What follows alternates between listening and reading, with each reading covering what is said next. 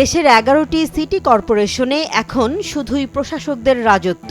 ভোটের কোনো নামগন্ধ নেই, অথচ রাজনীতির মাঠে হুট করেই বোমা ফাটালো জাতীয় নাগরিক পার্টি বা এনসিপি। বড় দলগুলো যখন পরিস্থিতি পর্যবেক্ষণে ব্যস্ত, তখন এনসিপি কেন তড়িঘড়ি করে ৫ সিটিতে মেয়র প্রার্থীর নাম ঘোষণা করে দিল? এটি কি কেবলই নির্বাচনী প্রস্তুতি, নাকি এর আড়ালে আছে অন্য কোনো গোপন সমীকরণ?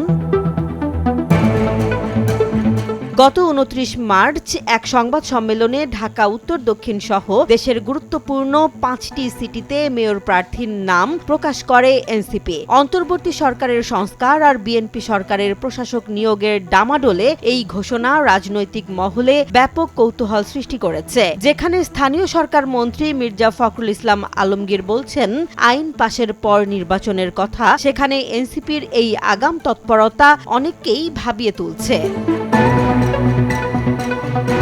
দলটির অন্দরমহলে খোঁজ নিয়ে জানা গেছে, এই কৌশলের মূলে রয়েছে জামাতে ইসলামীর সেই পুরনো ফর্মুলা। ত্রয়োদশ সংসদ নির্বাচনের অনেক আগেই জামাত যেভাবে প্রার্থী ঘোষণা করে মাঠ গুছিয়েছিল, এনসিপিও ঠিক সেই পথেই হাঁটছে। সদস্য সচিব আখতার হোসেন স্পষ্ট করে বলেছেন, তারা আগামী ৬ মাসের মধ্যে ধাপে ধাপে নির্বাচন চান। আর সেই দাবিকে সামনে রেখেই আসিফ মাহমুদ সজীব ভুইয়া বা আরিফুল ইসলাম আদিবের মতো তরুণ নেতাদের মাঠে নামিয়ে দেয়া হয়েছে।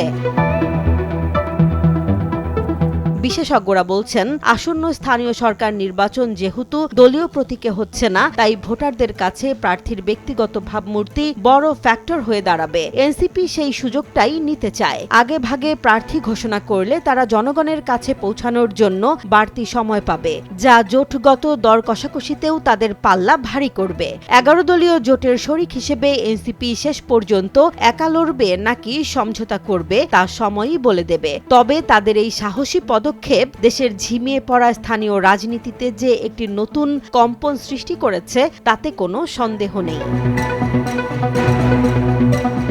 জেসমিন জাহান, নিউজ ডেস্ক, জনবাণী।